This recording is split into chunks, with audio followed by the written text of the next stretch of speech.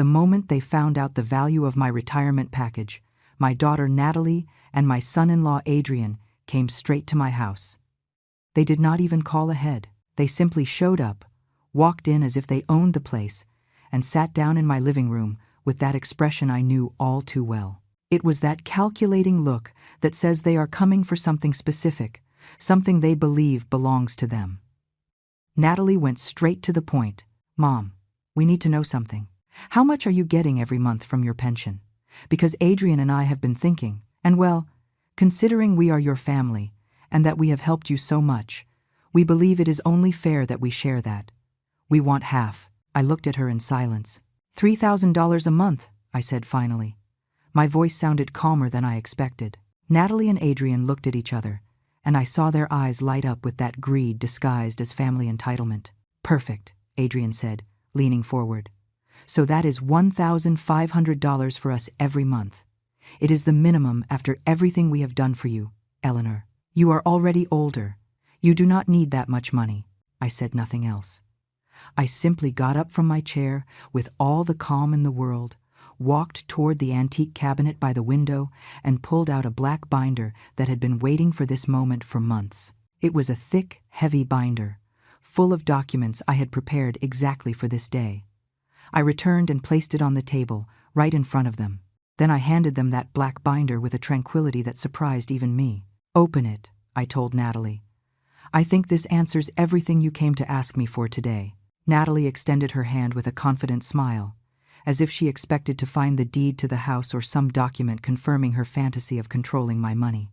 Adrian leaned over her shoulder to look as well, and when they opened that binder, when their eyes began to read the first pages, their faces went pale, completely pale.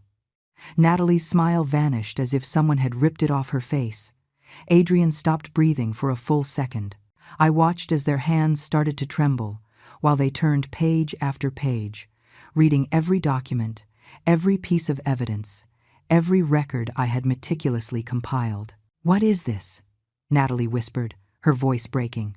"Mom, what is all this?" Adrian was turning the sheets faster and faster, as if he wanted to find one that did not say what all the others were saying. His eyes were wide as saucers, his face had lost all color, and I could see reality beginning to hit him like waves, getting stronger and stronger. Inside that folder were legal documents with official seals. There were records of every time they had asked me for money and never paid it back. There were exact dates, precise amounts, and conversations I had recorded with my lawyer's permission. There were text messages where they spoke about me as if I were just a source of income, a foolish old woman who did not realize anything. But there was something else, something that made Adrian drop the papers onto the table as if they burned his hands. "This cannot be legal," he said, his voice hoarse, almost desperate. "You cannot do this. You have no right to." I smiled then. It was a small smile, but loaded with the weight of the years I had spent enduring, staying silent, waiting for the right moment. "Oh, but I can, Adrian. And in fact, it is already done. Everything you see in that binder has already been presented to the proper authorities. It is already signed, sealed, and notarized." Natalie looked at me as if she did not recognize me, as if the woman sitting in front of her were a complete stranger. "But Mom, I am your daughter. How can you do this to me? After everything we have shared, after everything that—" I raised a hand and interrupted her. My voice remained calm, but now every word came out with the force of years of contained pain. "Precisely because you are my daughter, Natalie, you should know better than anyone why I am doing this. You came to my house without warning, entered as if you were the owners, and demanded half of my retirement, half of 40 years of my work, of my sacrifices, of my sleepless nights, as if it were a right you have simply for existing." I stood up and looked down at both of them. For the first time in years, I felt I was recovering something I had lost a long time ago. My dignity, my voice, my power to say enough. That black binder contains the whole truth about who you really are and what you have done. And now you are going to live with the consequences of having treated a 70-year-old woman as if she were worth nothing more than the money you could tear from her. You are going to understand that a mother can love her daughter, but she can also defend herself when that daughter becomes her worst enemy. Adrian tried to stand up, but I raised a finger. "Sit down," I have not finished speaking yet, and to my surprise, he sat. Because in that moment, both of them had just understood something fundamental. The little old lady they thought they could manipulate did not exist anymore. In her place was a woman who had learned to use the law, the truth, and her own intelligence as the most powerful weapons that exist. But to fully understand how I arrived at that moment, in that living room, with that black binder in my hands and that expression of terror on the faces of my daughter and son-in-law, I need to go back to the beginning of it all. I need to return to that morning, just a few weeks earlier, when everything began to crumble in a way I had already sensed but did not want to accept. It was a Tuesday. I remember it perfectly because Tuesdays have always been my days to deep clean the house, to put everything in order, to keep every corner of this home exactly as it should be. I woke up at 6 in the morning as I always do, made my coffee, and sat by the kitchen window to watch the sun begin to illuminate the streets of my neighborhood. There is something in those first moments of the day that has always given me peace. That silence before the world wakes up, when everything is still and you can hear your own thoughts without interruptions. But that morning, even amidst that silence, I felt a weight in my chest I could not explain. A sensation that something was about to change, that a storm was approaching, and I was right in its path. I drank my coffee slowly, letting the heat of the mug warm my hands. At 70 years old, the morning chill feels different. It gets into your bones in a way it did not before. But it was not just the physical cold making me shiver that morning. It was something else. It was the premonition that my life, as I knew it, was about to take a turn from which there would be no going back. The house was too quiet, too empty. I have been living alone since my husband died almost 15 years ago, and I thought I had gotten used to the solitude. But there are days when the silence weighs more than others. Days when you walk down the hallways and can hear the echo of your own footsteps, and you realize no one else is going to arrive to fill that void. Natalie used to visit me more often before. When she was younger, when she had not yet married Adrian, when she still looked at me with something that resembled affection, we would go out on Sundays, she would help me with the groceries, and we would sit and talk for hours. But that was a long time ago. So long ago that sometimes I wonder if it really happened, or if it was just a nice dream my mind created to not feel so alone. I finished my coffee and started with the cleaning. I mopped every corner, dusted every piece of furniture, organized every object that was out of place. My hands moved automatically, doing the same tasks I had done thousands of times over decades. But my mind was elsewhere. I was thinking about the phone call I had received 2 days earlier. It was from the bank. They informed me that my pension had finally been approved after years of paperwork, of endless red tape, of waiting that seemed to have no end. $3,000 monthly. After 40 years working as a nurse at the city hospital, after double shifts, after sleepless nights attending to patients, after sacrificing my health and my time to help others, I was finally going to receive what was rightfully mine. I should have been happy. I should have celebrated, but instead, I felt fear, because I knew, with that certainty that only years and experience provide, that as soon as Natalie found out about that amount, everything was going to change, and not for the better. I spent the rest of the morning trying to distract myself. I watered the plants in the small garden I have in the backyard. Those plants are the only thing that really gives me joy lately. I watch them grow, bloom, give life, and they remind me that there is still beauty in the world despite everything. Around noon, my neighbor Sarah came to visit me. Sarah is 65 years old and is the only person in this neighborhood who still takes the time to knock on my door just to see how I am. She sat with me in the kitchen while I prepared tea for both of us. "You look worried, Eleanor," she told me while holding her cup with both hands. "Did something happen?" I told her about the pension, about the money I was finally going to start receiving, and about the fear I felt that Natalie would find out. Sarah listened in silence, nodding from time to time. And when I finished speaking, she sighed deeply. "You are right to worry," she said finally. "I have seen how your daughter treats you when she comes around here. I have seen how she talks about you when she thinks no one is listening. Eleanor, you do not owe that girl anything. You have done enough for her. But she is my daughter, Sarah. She is my only daughter." Sarah shook her head. Being a mother does not mean letting them destroy you, Eleanor.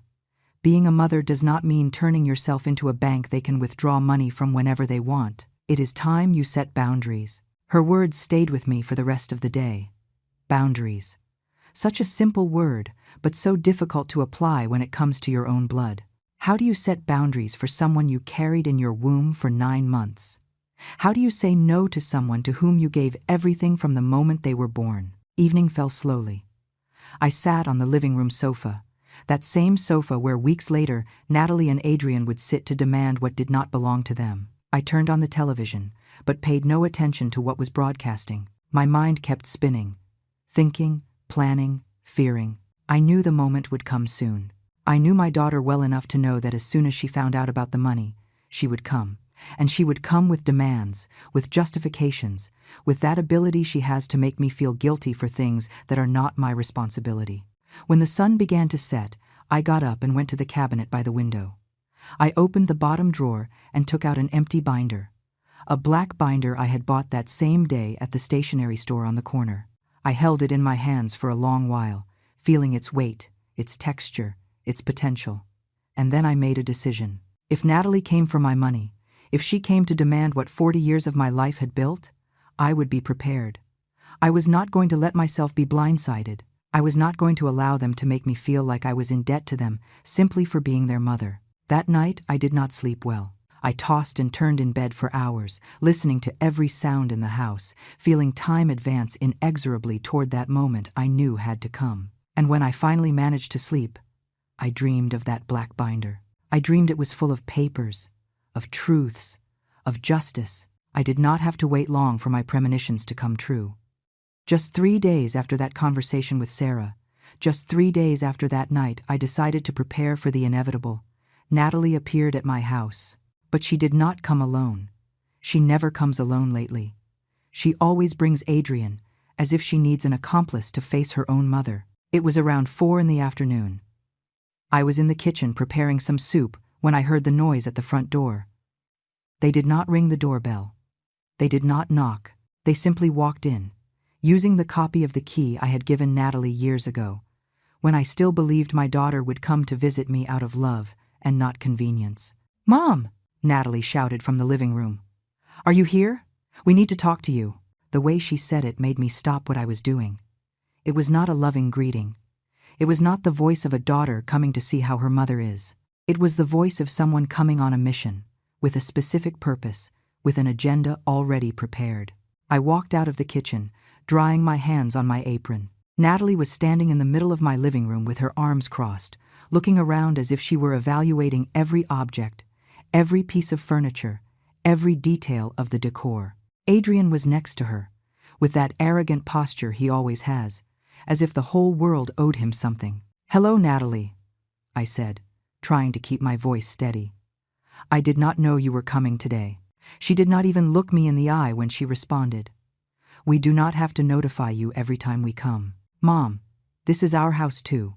Well, it will be our house someday, right? So we can enter whenever we want." Her words hit me like stones. It will be our house someday. As if I were already dead. As if my life were just a temporary obstacle before they could take over everything I had built with my effort. Adrian moved toward the sofa and dropped onto it without any consideration, stretching out his legs and putting his dirty shoes on my coffee table. That wooden table I had polished and cared for over years. That table that was a gift from my late husband. "Take your feet off there," I told him firmly. "That table is not for resting shoes." He looked at me with a mocking smile, but did not move his feet. "Oh, Eleanor, do not be so delicate. It is just an old table. Besides, soon we are going to change all this old furniture for more modern things. Right, Natalie?" Natalie smiled and nodded as she sat next to him. "Yes, this house needs a complete renovation. This furniture is so outdated. But anyway, we can discuss that later." "Later than what?" I wanted to ask, but I held back. I knew they were going to tell me anyway. I knew they had come with a prepared speech, with rehearsed arguments, with a whole strategy to get what they wanted. I sat in the chair opposite them, keeping my back straight, my hands in my lap. I waited. Sometimes silence says more than 1,000 words, and I had learned over the years that letting people speak first gives you the advantage. Natalie cleared her throat. Mom, we found out something. We found out that your pension was finally approved. $3,000 a month, right? That is a lot of money for a single person. There it was. The real reason for the visit. They did not come to ask how I was. They did not come to see if I needed anything. They came for the money. It was always about the money. It is my pension, I said simply. After 40 years of work, it is what I am entitled to. Adrian leaned forward, his eyes shining with that poorly disguised greed. Of course it is what you are entitled to, Eleanor. No one is saying otherwise. But one must also be realistic. You already have everything you need. This house is paid for. Your expenses are minimal. You do not have great needs. Whereas we have many expenses. We have projects, we have plans, we have a whole life ahead of us. Natalie nodded enthusiastically. Exactly. Mom, Adrian and I have been thinking about starting a business, but we need initial capital. And considering we are your family, that we have always been here for you, we thought it would be fair for you to help us. You have always been here for me. I repeated her words slowly, letting each one fall into the air like drops of poison. When was the last time you came to see me without wanting something in return? When was the last time you called me just to ask how I was? Natalie frowned. Do not start with that, Mom. You are always on with the same speech that we do not visit you enough. We have busy lives. We have responsibilities. We cannot be coming here every 2 days to hold your hand. Adrian laughed. Besides, you are not that easy to deal with either, Eleanor. You are always complaining about something, always criticizing everything we do. Sometimes it is exhausting being here. His words hurt me more than I wanted to admit, but I did not let it show on my face. I kept my expression neutral, my eyes fixed on them, observing every gesture, every movement, every sign of what they truly were.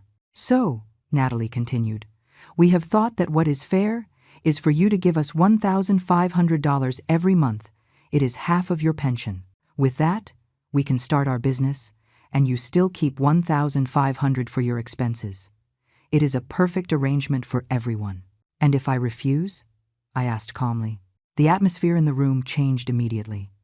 Natalie tensed up. Adrian stopped smiling. They looked at each other with an expression I could not fully interpret, but which put me on alert.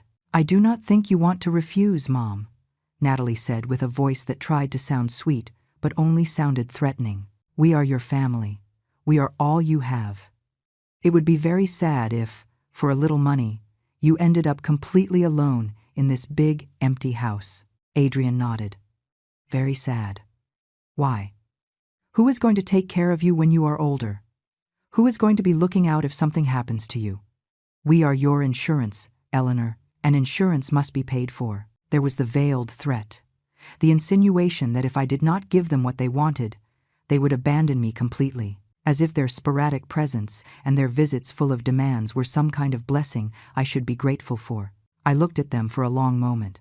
I saw my daughter, the girl I had carried in my arms, the baby I had fed from my own body, turned into this woman who now looked at me as if I were just a means to get money. I saw her husband, that man who never worked a full day in his life, who was always looking for shortcuts and easy ways to get what he wanted. And in that moment, I made the final decision. I was not going to let myself be intimidated. I was not going to allow them to turn me into their source of income. It was time they learned what it meant to face a woman who had survived 70 years in this world and who had nothing left to lose. I need to think about your proposal, I told them finally, keeping my voice as neutral as possible. It is a significant decision, and I do not want to take it lightly. Natalie smiled smugly, as if my answer were exactly what she expected to hear. Of course, Mom. Take your time. But not too much, huh? Because the business we want to start has a limited window of opportunity. If we wait too long, we will lose the moment. Adrian got up from the sofa and started walking around my living room as if he were the owner of the place. He stopped in front of the display cabinet where I keep the few valuable things I have: family photographs, some porcelain plates I inherited from my grandmother, a crystal figurine my husband gave me on our 20th anniversary. And this? He asked, pointing to the figurine. How much is something like this worth? It is not for sale, I replied firmly. Nothing in that cabinet is for sale. He laughed. Everything has a price, Eleanor. Everything. It is just a matter of finding the right number. Natalie got up and joined her husband in front of the cabinet. They started talking to each other in low voices, but loud enough for me to hear every word. It was intentional, of course. They wanted me to know exactly what they were thinking. When we sell this house, all this will have to go, Natalie said, examining the objects as if they were trash. Most are just old things without value. But maybe some pieces we can sell on the internet or at some antique shop. Adrian nodded. And this space could be perfect for an office or a game room if we decide to stay and live here instead of selling. Although honestly, this house is in a very old neighborhood. It would probably be better to sell and move to something more modern. Every word was like a blow. They were planning my future without me. They were deciding what to do with my house, with my things, with my life, as if I no longer existed, as if I were just a temporary obstacle on their path to what they considered rightfully theirs. And where exactly do you think I am going to live while you make all these plans? I asked with a voice I barely recognized as mine. It was cold, sharp, full of a contained rage I had been accumulating for years. Natalie turned toward me with a surprised expression, as if she had completely forgotten I was in the room. Oh, Mom, do not be dramatic. Obviously, this is for when you are no longer here. We are not talking about kicking you out on the street. When I am no longer here, I repeated. You mean when I am dead? You are planning my funeral while I am still sitting here in front of you? Adrian rolled his eyes. Do not get so sensitive, Eleanor. We are all going to die someday. It is just common sense to plan ahead. You are already 70 years old. It is not like you have that much time left. His words took my breath away for a moment. Not from shock, but from the absolute lack of humanity they demonstrated. This man was standing in my living room, surrounded by everything I had built with my life, telling me to my face that he was waiting for me to die so he could take over everything.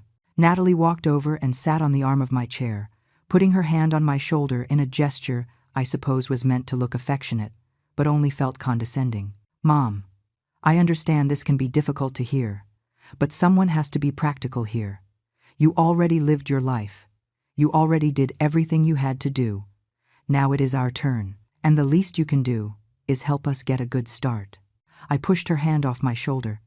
Do not touch me when you are telling me my only utility is to give you money and then conveniently disappear from your lives. She sighed with exasperation. Always exaggerating everything. Mom, always playing the victim. No one is saying we do not love you. We are just being honest about the reality of the situation. Adrian returned to the sofa and sat down again, this time putting his feet even higher on my table. Look, Eleanor, let's be clear. You are going to give us those $1,500 every month, and we are all going to be happy. Or you can refuse, and then we will see how well you do when you are truly alone. Because believe me, without us, you have no one. Your friends in the neighborhood are as old as you. Your family is dead or lives far away. We are all you have left. Are you threatening me? I asked directly. Are you threatening a 70-year-old woman in her own house? Natalie laughed, but it was a forced, nervous laugh. Do not be ridiculous, Mom. No one is threatening you. We are just explaining how things are. You need us more than we need you. I stood up then, gathering all the dignity I had left. I think it is time for you to leave. I will let you know when I have made my decision regarding your proposal.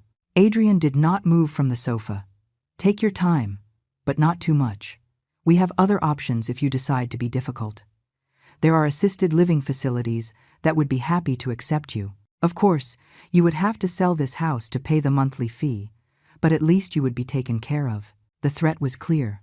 Either I gave them what they wanted voluntarily, or they would find a way to declare me incompetent, to make me seem like a senile old woman who could not take care of herself, and thus take control of all my assets. Natalie stood up and stretched as if this whole conversation had exhausted her. Think about it well, Mom. Think about what is best for everyone. Do not be selfish. You do not want to end your last years completely alone, do you? They headed toward the door without waiting for my response. Before leaving, Natalie turned one last time. Oh, and Mom, it would be good if you started thinking about making a clear will too. We do not want legal problems later. It would be better if everything was well specified now, while you are still lucid. The door closed behind them with a loud slam that echoed through the whole house. I remained standing in the middle of the living room, trembling not from fear but from an indignation so deep I felt it burning inside. I walked slowly to the window and watched them get into their car, a new, luxury car they had evidently bought with money they did not have. I saw Adrian say something to Natalie, and both laughed before starting the engine and driving away. They did not want my well-being. They did not care if I was well or unwell. They only wanted my money. They only wanted my house. They only wanted to get rid of me in the most convenient way possible to keep everything I had built over 70 years of life. I sat back in my chair, this time letting the tears finally fall. I cried not out of sadness, but out of rage. I cried because my only daughter saw me as an obstacle. I cried because I had raised someone capable of looking me in the eye and telling me she was waiting for me to die. But after crying, after letting out all that pain, I wiped my tears and made a decision. If they wanted to play dirty, I could play even dirtier. If they believed they could intimidate and manipulate me, they were about to discover they had completely underestimated the woman they had in front of them. I got up, went to the cabinet by the window, and took out that empty black binder I had bought days ago. I placed it on the table and opened it. It was time to start filling it. The next morning, I woke up with a purpose I had not felt in years. It was not revenge I sought. It was justice. It was the need to protect myself from people who clearly had no respect for my life or my well-being. After breakfast, I picked up the phone and called the one person I could trust completely at this moment. Sarah answered on the second ring. "I need your help," I told her without preamble. "And I need this to stay between us." Half an hour later, Sarah was sitting in my kitchen with a cup of tea in her hands, listening to me recount everything that had happened the day before. She did not interrupt me once. She only nodded, her expression becoming increasingly serious with every detail I shared. When I finished, she set her cup on the table with a decided clatter. "That girl needs a lesson she is never going to forget, Eleanor. And that husband of hers, too. What do you need me to do?" "I need witnesses," I told her. "I need someone else besides me to know exactly what is happening. Because if they try to declare that I am senile or that I am not in my right mind, I need people who can testify otherwise." Sarah nodded immediately. "Count on me. And I know 3 other neighbors who would also be willing to help. We have all seen how your daughter treats you. We have all heard the horrible things she says when she thinks no one hears her." That same afternoon, I called the law firm 2 blocks from my house. I asked for an urgent appointment, and they gave it to me for the next day. I spent the rest of the day organizing all the documents I had. Bank statements showing every time Natalie had asked me for money, receipts for things I had bought for her, phone records, any physical proof that could back up my version of events. I also started writing. I took a notebook and began noting every incident I could remember. Every time Natalie had been cruel to me, every time Adrian had entered my house without permission, every derogatory comment, every veiled insult, every moment they had made me feel like a burden. Dates, times, places, everything my memory could recover. And I discovered I remembered much more than I thought. Years of mistreatment I had been ignoring, minimizing, excusing because I did not want to admit that my own daughter was capable of treating me like that. The next day, I dressed in my best clothes and went to the law firm. The lawyer who attended me was named Catherine Reynolds. She was a woman of about 50, with a serious but kind expression and eyes that made you feel she was truly listening. I told her everything, every detail, every threat, every plan Natalie and Adrian had discussed openly in front of me. Catherine took notes meticulously, without showing surprise or judgment, just pure professionalism. When I finished, she put down her pen and looked me directly in the eyes. "Mrs. Carter, what you are describing to me is financial and emotional abuse, and the veiled threats about declaring you incompetent are very serious. We need to act fast and smartly. What do you recommend?" I asked. Catherine opened her computer and began typing while she spoke. "First, we are going to prepare legal documents that clearly establish your mental capacity. We are going to do evaluations with doctors who certify that you are completely lucid and capable of making your own decisions. Second, We are going to document the entire history of abuse, every unpaid loan, every threat, every incident. Third, we are going to review your current will and make a new one that reflects your true wishes. And if they try to stop me? I asked. If they try to declare I am not in my right mind before we can do all that? She smiled, but it was a professional, calculating smile. That is why we are going to move fast, and that is why every step we take is going to be backed by witnesses, official documents, and flawless legal procedures. When we finish, any attempt by them to question your mental capacity is only going to make them look bad. I spent the next 2 weeks in a whirlwind of activity. I visited 3 different doctors, each certifying my complete mental lucidity. I did cognitive evaluations that I passed without any problem. I got written statements from Sarah and 4 other neighbors testifying about my mental state and about Natalie and Adrian's abusive behavior. Catherine worked tirelessly. She prepared documents revoking any power of attorney Natalie might have over my medical or financial decisions.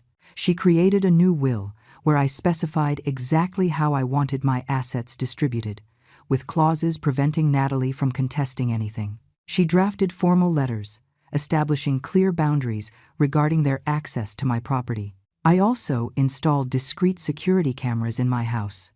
They were not obvious, but they covered all the main areas: the living room, the kitchen, the entrance. Catherine had advised me to visually document any future incident. And then the moment arrived that I knew would come. One afternoon, approximately 3 weeks after their last visit, Natalie and Adrian appeared at my house again. This time they did not even use the key. They simply pounded on the door with force, almost as if they wanted to break it down. I opened the door and found them standing on my porch, both with expressions of poorly disguised irritation. "Enough time has passed, Mom," Natalie said, without even saying hello. "We came for your answer. Are you going to give us the money every month or not?" "Come in," I told them calmly. "I think it is time we had a serious conversation." They entered my living room with that arrogant attitude I knew so well. Adrian immediately went to the sofa and dropped onto it. Natalie remained standing, looking at me with impatience. "So, what is your decision?" she asked, crossing her arms.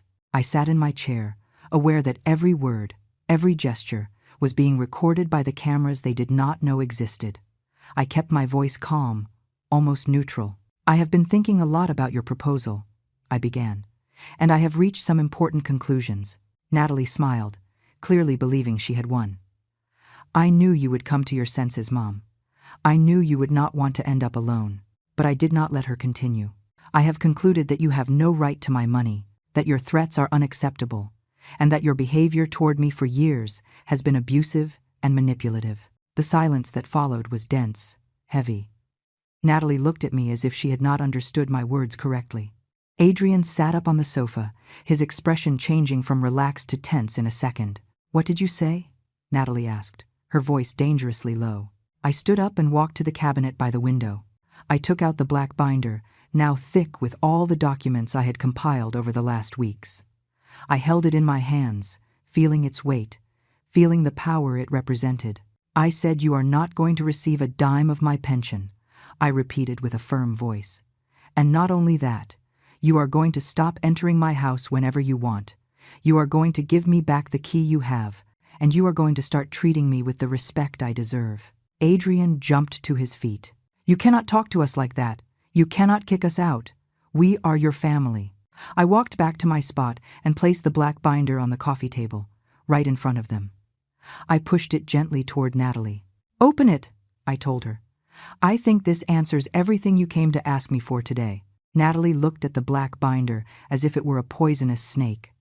Her hands trembled slightly when she took it, and I could see her swallow before opening it. Adrian approached immediately, leaning over her shoulder to see the contents. The first page was a formal letter from my lawyer, Catherine Reynolds, addressed to both of them. It was written in flawless legal language, but the message was clear. It ceased immediately all permissions they had regarding my property, my finances, and my personal decisions. Natalie turned to the second page. It was a notarized document revoking any power of attorney she might have had over my bank accounts. Her eyes moved rapidly over the words, and I watched her face lose color with every line she read. "This has no validity," she said with a trembling voice. "You cannot do this without consulting us." "Oh, but I can," I replied calmly. "And it is already done. Everything was reviewed by lawyers, notarized, and legally registered. Every document in that binder is completely valid." Adrian snatched the binder from Natalie's hands and began flipping through the pages with abrupt, desperate movements. His face turned red when he reached the third section, a detailed record of all the loans they had asked me for over the last 5 years. Every amount, every date, every unfulfilled promise of repayment. There were 17 documented loans. From the $500 Natalie asked me for a supposed medical emergency that never existed, to the $3,000 Adrian urgently needed for a business that never materialized. In total, they added up to more than $23,000 they had never paid back. "This is private!" Adrian shouted, his voice choked. "You have no right to document this like this." "I have every right," I responded, "especially when you came to demand more money without having returned a cent of what I already lent you." Natalie kept turning pages, her breathing increasingly agitated. She reached the section of medical evaluations. 3 certificates from different doctors, all with recent dates, all confirming my complete mental capacity and absolute lucidity. "You went to 3 different doctors?" she asked incredulously. "All this for what? To prove you are sane? To ensure that when you tried to declare me incompetent, as you threatened to do, you would have no legal basis to do so," I explained. "Each of those doctors is willing to testify in court if necessary." Adrian dropped the binder on the table, as if it burned his hands. There were more pages behind, copies of text messages where they spoke about me in a derogatory way, recordings of conversations, all obtained legally, as Catherine had assured me, written and signed testimonies from my neighbors regarding the abusive behavior they had witnessed. And in the last section, the document that truly left them speechless. My new will. They had drafted it with extreme care, making it very clear that the house and all my assets would be donated to charities at the moment of my death. Natalie would receive a symbolic amount of $1,000. Nothing more. "You are disinheriting me," Natalie whispered, her eyes full of tears I did not know were from rage or genuine shock. "I am your daughter. I am your only daughter." "And you treated me like a bank," I responded without emotion in my voice. "You threatened to leave me alone if I did not give you money. You planned to declare me incompetent to take control of my assets. You entered my house and talked about selling it while I was still sitting here listening to you. What did you expect me to do?" Adrian started pacing from one side of the living room to the other, like a caged animal. "This is ridiculous. This is a total exaggeration. We only came to talk about a normal family arrangement. Many families do this. Children help parents. Parents help children." I stood up and looked him directly in the eye. "Helping is voluntary, Adrian. You did not come to ask for help. You came to demand, to threaten, to manipulate. There is a huge difference." Natalie closed the binder with a sharp slap. Her hands shook so much she could barely hold it. "You did this to hurt us, to punish us for asking for what belongs to us." "What belongs to you?" I repeated with disbelief. 40 years of my work belongs to you? My house that I paid for with my own effort belongs to you? My pension that I earned after decades of sacrifice belongs to you? "I am your daughter," Natalie screamed. "That should mean something. After everything we went through together, is this how you repay me?" I looked at her for a long moment. I saw the little girl who used to sit in my lap and ask me to read her stories. I saw the teenager who came to me when she had problems at school. I saw the young adult who cried in my arms when her first boyfriend hurt her. All those versions of my daughter seemed to have disappeared, replaced by this unknown woman who only saw value in material things. "Being my daughter should mean you love me for who I am, not for what I have," I said with a broken but firm voice. "It should mean you care about my well-being as much as yours. It should mean respect, affection, consideration. But years ago you stopped seeing me as your mother. Now I am just a source of money for you." "That is not true," Natalie sobbed, but her tears did not move me. I had cried too many times alone in this house, wondering where I had failed as a mother, wondering what I had done wrong for my daughter to turn into this. Adrian approached me with an expression that tried to be threatening. "You are going to regret this, Eleanor. You are going to regret having treated us like this. We are going to contest that will. We are going to prove someone manipulated you to do all this."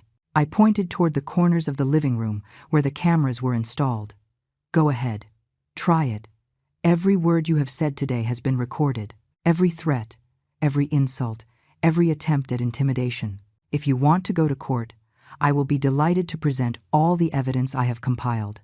Natalie followed my gaze and saw the cameras for the first time. Her expression went from rage to panic in a second. "You have been recording us? All this time you have been recording us without our permission?" "There is a sign at the entrance of my house," I replied. "Small, discreet, but legal. It clearly states the property is under video surveillance. You never bothered to read it because you never bothered to pay attention to anything that was not what you wanted to take from here." The room fell silent, a heavy, dense silence, full of everything we had never said to each other for years. Natalie looked at the black binder as if it were physical evidence of the death of our relationship. Adrian looked at the cameras with an expression of defeat he tried to hide behind his anger. "I want you to leave now," I said finally. "And I want the key to my house before you cross that door." "We are not giving you anything," Adrian spat. "This is still the family house. We will enter whenever we want." I took a step toward the phone on the side table. "If you do not hand me that key right now, I am going to call the police, and I am going to show them this binder, and the video recordings, and the testimonies of my neighbors. Do you want to explain to the police why you are in my house refusing to leave after I have asked you to go?" Natalie searched in her purse with trembling hands. She took out the key and threw it on the table with such force that it bounced and fell to the floor. "Take your damn key. I do not need it. I do not need anything from you." I bent down slowly, picked up the key, and held it in my hand. I felt its weight, its familiar shape. It was a key I had made myself years ago, when I still believed my daughter would come to visit me out of love and not interest. "Now leave," I repeated, "and do not come back unless you are willing to treat me with the respect I deserve." Natalie stood in the middle of my living room, shaking with rage and something that looked like genuine disbelief. Her eyes went from me to the black binder and back to me, as if she could not fully process what had just happened. "You cannot do this to us," she said with a broken voice. "You cannot just kick us out of your life like this. We are your family. I am your blood. Blood does not give you the right to mistreat me," I responded, standing firm. "Blood does not give you the right to my money, to my house, to my life. For years I allowed you to treat me as if I were worth nothing. That ended today." Adrian tried one last tactic. His expression changed, softening artificially. "Look, Eleanor, I think we are all a little upset. Why don't we calm down and talk about this like adults? Maybe there were misunderstandings. Maybe things were said the wrong way." "There were no misunderstandings, Adrian," I said sharply. "You came to demand $1,500 monthly. You threatened to declare me incompetent if I refused. You planned to sell my house while I was still alive. Everything is documented. Everything is recorded. There is no way to reinterpret what you said." Natalie put her hands to her face, and for a moment I thought she was finally going to show some genuine remorse. But when she spoke, her words destroyed any hope I might have had. "This is your fault," she said, pointing at me with an accusing finger. "You made us like this, always so stingy with your money, always complaining about everything, always making us feel guilty for asking for help. What did you expect, that we would continue treating you like a queen when you never gave us anything?" I looked at her with a mixture of pain and astonishment. "I never gave you anything? I raised you alone after your father died. I worked double shifts at the hospital to pay for your education. I bought you your first car. I paid for your wedding. I lent you money every time you asked without caring if I needed it myself. And you say I never gave you anything? That was your obligation," Natalie screamed. "You were my mother. You were supposed to do those things. You cannot throw it in my face now as if it were some special favor you did me." Her words hit me like punches. Each one was more painful than the last, because they revealed a truth I had been avoiding for years. My daughter truly believed I owed her everything, and she owed me nothing. "You are right," I said finally with a calm that surprised myself. "It was my obligation to raise you, educate you, give you what you needed when you were a child. But you stopped being a child over 20 years ago, Natalie. And at some point, obligations turn into reciprocity, into mutual respect, into love that goes in both directions. But you only learn to take. You never learn to give. Adrian approached Natalie and put his hand on her shoulder. Come on, babe. It is not worth continuing to talk to her. She already made clear what she thinks of us. They headed toward the door. But before leaving, Natalie turned one last time. Her eyes were red, her face distorted by a mix of emotions I could not fully decipher. You are going to regret this, Mom. When you are old and sick and have no one, you are going to remember this moment, and you are going to regret having chosen money over your own daughter. It is not the money I chose, Natalie, I responded with a calm voice. It is dignity. It is self-respect. It is the refusal to continue being treated as something less than a human being. If that means being alone, I prefer solitude to your toxic company. The door closed behind them with a slam that made the walls shake. I remained standing in the middle of my living room, listening to the sound of their car driving away down the street. And then, only then, did I allow my legs to stop supporting me. I let myself fall into my chair, trembling not from fear, but from the release of years of held tension. Sarah appeared at my back door minutes later. She had been waiting in her house, ready to come if I needed her.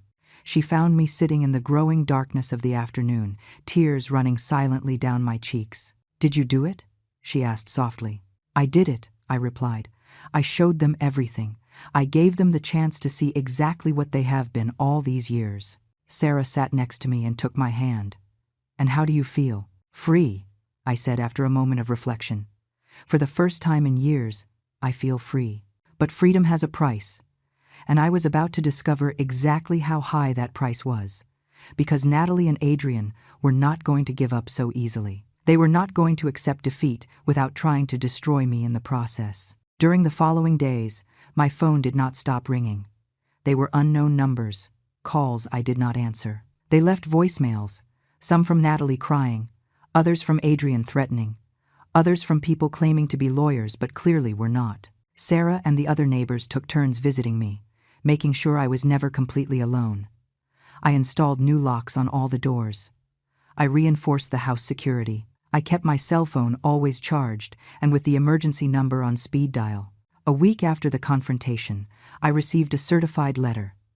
It was from a different law firm than mine.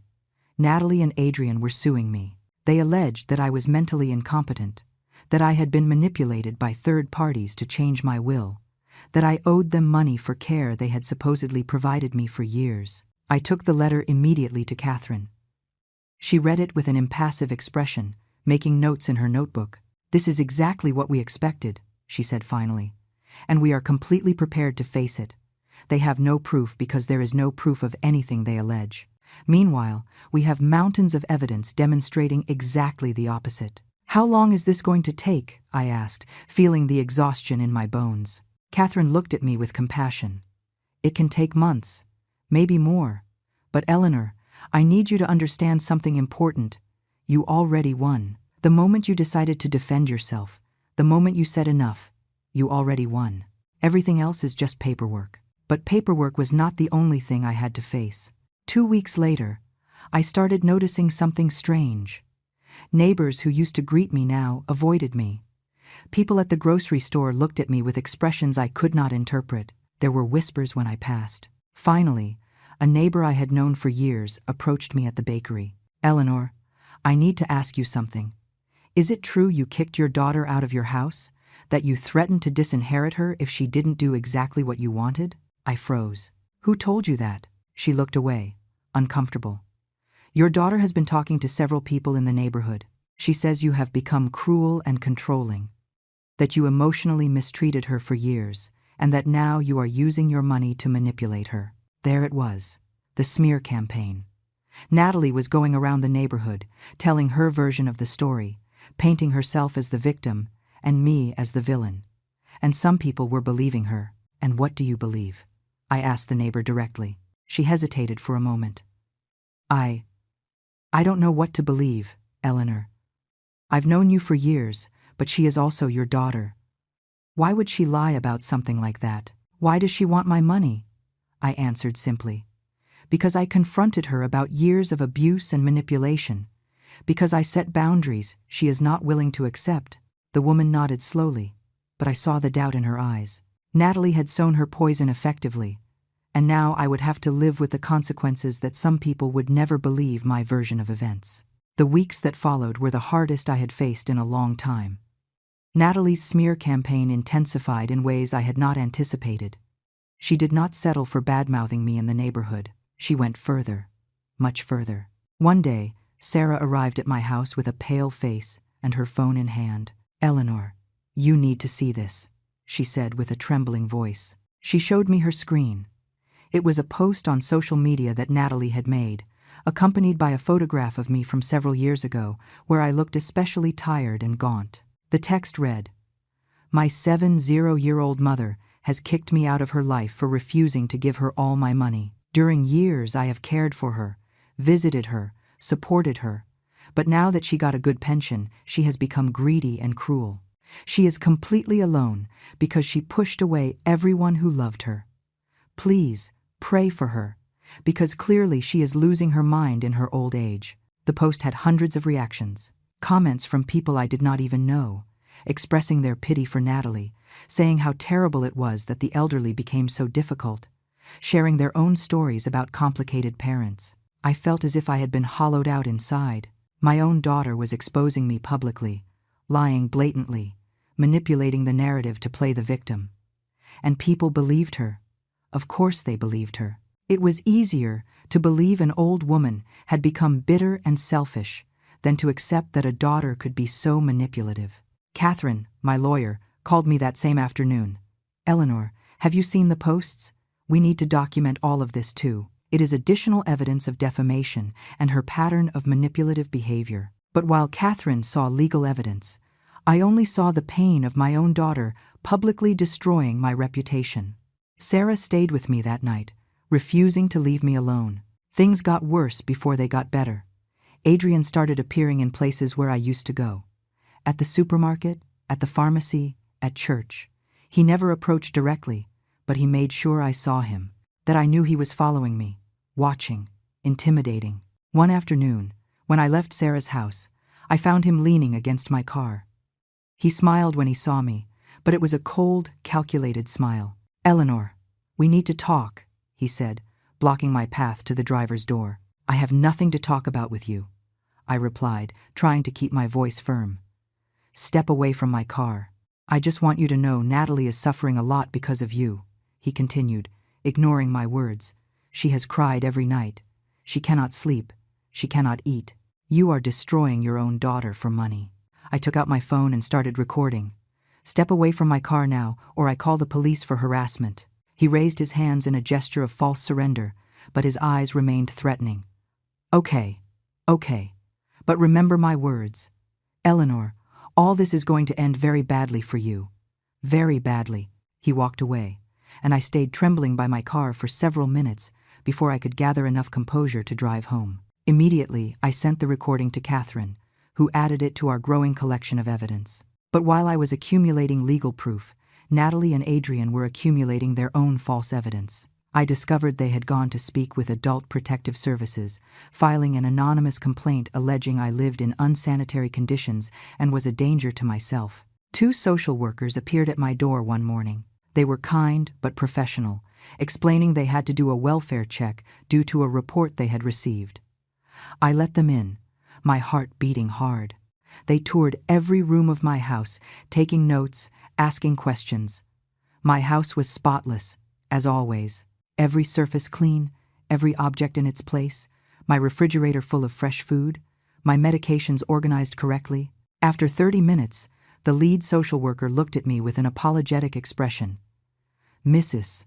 Carter, your house is in perfect condition. You clearly are taking very good care of yourself. We are going to close this case as unfounded." "Can I know who made the report?" I asked, although I already knew the answer. She shook her head. "I am sorry. That is confidential. But I can tell you this seems to be part of a family conflict. If you need legal help, there are resources available." After they left, I sat in my living room, and for the first time in weeks, I felt that maybe, just maybe, things were going to be okay.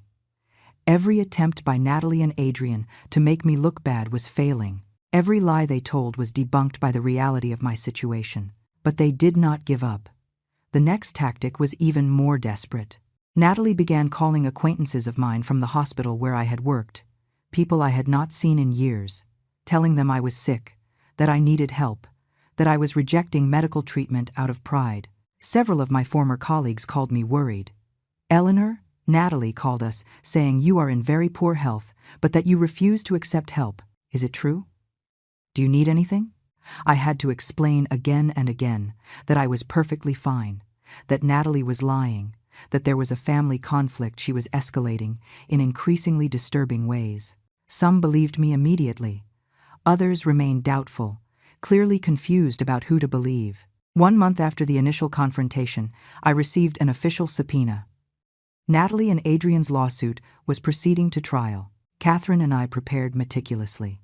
We organized every document, every recording, every testimony. We had a solid, irrefutable case. But the night before the first hearing, my phone rang. It was a number I did not recognize, but something made me answer. "Mom?" It was Natalie's voice, but it sounded different.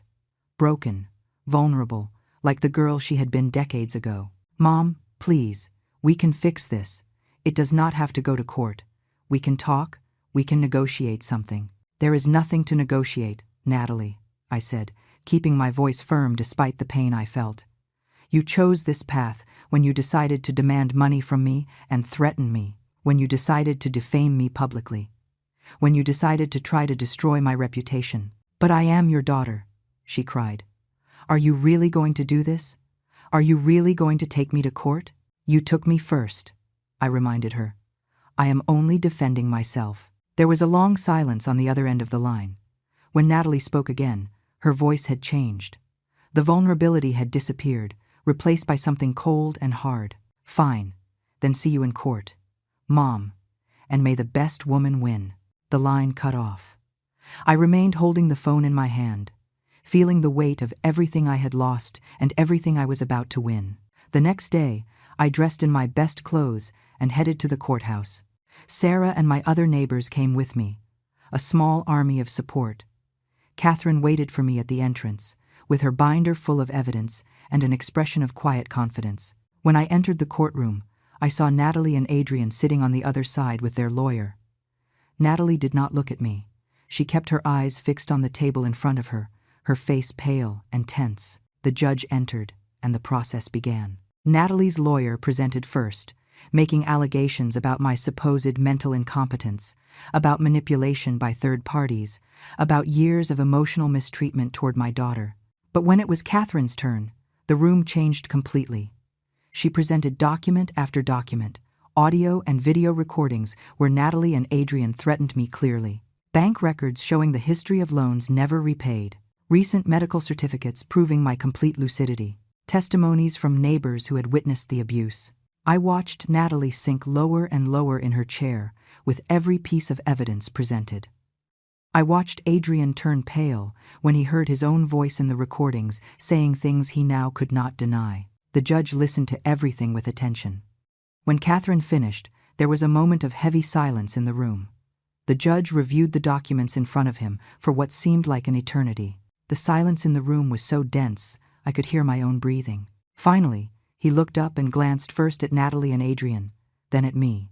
After reviewing all the evidence presented by both parties, he said with a firm and clear voice, "I find that the allegations of mental incompetence against Mrs. Eleanor Carter are completely unfounded. The medical evaluations are recent, exhaustive, and conclusive. Furthermore, the evidence presented by the defense demonstrates a clear pattern of manipulation and financial abuse by the plaintiffs." Natalie let out a choked sob. Adrian closed his eyes and clenched his fists on the table. The judge continued. "The recordings and testimonies show the plaintiffs attempted to coerce Mrs. Carter into giving them money through veiled threats. Their subsequent actions, including public defamation and harassment, only reinforce the need for Mrs. Carter to protect herself legally from you. Therefore, I dismiss this lawsuit in its entirety and order the plaintiffs to pay legal costs." He paused, and his gaze hardened. In addition, I am issuing a temporary restraining order. The plaintiffs cannot approach within 100 yards of Mrs. Carter's residence nor make contact with her in any form for the next 6 months. Any violation of this order will result in criminal charges. Natalie stood up abruptly. This is not fair. She is my mother. You cannot forbid me from seeing my own mother. The judge looked at her sternly.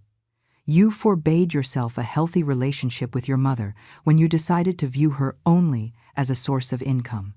This order is to protect Mrs. Carter from further harassment and manipulation. If in the future you wish to restore a relationship, you will have to demonstrate a genuine change in your behavior. Case closed. The bang of his gavel resonated in the room like thunder. Catherine squeezed my hand and smiled. Sarah, who was sitting behind me, put a hand on my shoulder. I had won. Not just legally, but in the recovery of my dignity and my right to live in peace. We left the courthouse, and I watched Natalie and Adrian walking away toward their car. Natalie turned once to look at me, and in her eyes I saw something that surprised me. It was not rage or hate, but fear. For the first time, I think she understood the real consequences of her actions. The months that followed were revealing. Through Sarah and other neighbors, I found out how Natalie and Adrian were doing after the court order. Without access to me or my money, their situation began to deteriorate rapidly. The business they were supposedly going to start never materialized because it had never been more than an excuse to get money. Adrian lost his job after his employer discovered he had been missing work constantly. Natalie tried to get loans at several banks, but her credit history was so bad everyone rejected her. They had to move from their relatively luxurious apartment to a much smaller one in a less nice neighborhood. The new car they showed off so much was repossessed for missed payments. Natalie's posts on social media, which previously showed an apparently perfect life, became increasingly scarce until they disappeared completely. I heard Adrian finally had to accept a job in construction, something he had always considered beneath him. Natalie started working at a supermarket as a cashier. They were honest jobs, dignified jobs. But for them, they represented a huge fall from the life they had imagined living with my money. 6 months after the trial, the restraining order expired. I expected maybe to receive a call, a message, some attempt at contact. But nothing came. Weeks passed, then more months, and I still knew nothing of them. A year after all that, I was at the grocery store doing my shopping when I saw her. Natalie was at one of the registers, wearing the store uniform, scanning products with mechanical movements. She looked tired, with deep circles under her eyes, and her hair less cared for than she used to wear it. Our eyes met for a second. I saw something cross her face, a mix of shame, pain, and something that might have been regret, but immediately she looked away and kept working. I got in line at another register. It was not cruelty, but self-protection. I was not ready for that encounter, and clearly neither was she. Meanwhile, my life had taken a completely different course. With the peace of mind that came after setting firm boundaries, I began to truly enjoy my retirement. I joined a group of volunteers at the hospital where I had worked, helping organize activities for long-term patients. Sarah and I started traveling together, small trips to nearby cities, visiting places we had always wanted to see but never had time for. I invested part of my pension in fixing up my house, making it more comfortable and accessible for my years. I also met other women in situations similar to mine. We formed a small support group. We met every 2 weeks to drink coffee and share our experiences. I discovered I was not alone, that there were many mothers who had to make difficult decisions to protect themselves from adult children who saw them only as resources. 2 years after the trial, I received a letter. It had no return address, but I recognized the handwriting immediately. It was from Natalie. I opened it with trembling hands, not knowing what to expect. The letter was brief. It did not ask for forgiveness directly, nor try to justify what she had done. It simply said, "Mom, I am starting to understand many things I did not understand before. Hard work has taught me lessons I never learned when things came easy. I do not ask you to forgive me now. I just want you to know that I finally see what I did not want to see. I hope you are well. I hope you are happy. Natalie." I put the letter in a drawer. I did not reply. Maybe someday I would, or maybe not. But the fact that she was finally understanding something, even if late, gave me a small measure of peace. Life continued. My house remained my sanctuary. The plants in my garden continued to bloom. Sarah and my other friends continued visiting me regularly. My pension allowed me to live with dignity and comfort, help causes that mattered to me, and enjoy the years I had left without the constant anxiety of being exploited. Did I miss my daughter? Of course. I missed the little girl she had been, the young woman she could have been if she had made different choices. But I did not miss the abuse. I did not miss the threats. I did not miss living in constant fear that they would come to demand more than I could give. One afternoon, sitting on my porch watching the sunset, Sarah sat next to me with 2 cups of hot tea. "Do you ever regret what you did?" she asked softly. I thought about it for a long moment before answering. I regret that it was necessary. I regret that my daughter and I reached that point. But I do not regret defending myself. I do not regret having chosen my dignity over her manipulation. Sarah nodded. "You did the right thing, Eleanor. You gave them the chance to change when you handed them that black binder. They chose to fight instead of reflect. That was their decision, not yours." She was right. I had given them a chance to see the truth, to confront their own behavior, to choose a different path. They chose denial and attack. The consequences they faced were the result of their own actions, not mine. Now, as the sun set painting the sky with oranges and pinks, I felt something I had not felt in years: true peace. It was not the peace of having everything resolved perfectly. It was not the peace of a happy family gathered around a table. It was the peace of knowing I had defended my worth as a human being. The peace of knowing I had set healthy boundaries. The peace of knowing the last years of my life would be lived on my own terms. Today I am alone in the sense that my daughter is not in my life in the way I once imagined she would be. But I am not empty. I am surrounded by true friends who value me for who I am, not for what I have. I am full of purpose through my volunteer work. I am at peace with the decisions I had to take. And if someday Natalie knocks on my door with a genuine change in her heart, with real respect and not with demands disguised as filial love, maybe we can start over. But if that day never comes, I will also be okay. Because I learned the most important lesson of all: being alone with dignity is infinitely better than being accompanied by people who treat you without respect. And that black binder I handed them that day not only contained legal documents, it contained my declaration of independence, my silent scream that I would no longer be a victim, my promise to myself that the years I had left would be lived with my head held high. Today I am alone, but for the first time in a long time, I am at peace.